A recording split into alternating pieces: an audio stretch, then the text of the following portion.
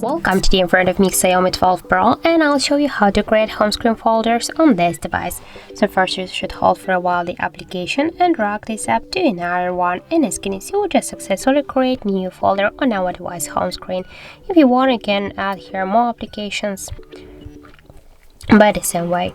Here we can also rename this folder just by click on the name and for example enter the apps here. And just click to the home button, and as you can see we just successfully rename our home screen folder. Also we can move this folder here on the screen.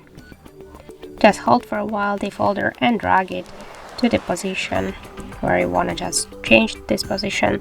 Also we can move the folder between the screens, or also we can create the new screen with the folder. You can turn back again, and if you want to just remove some applications from the folder you can click here, hold for a while the app and drag it here to the home screen if you want to stay with this app on the home screen.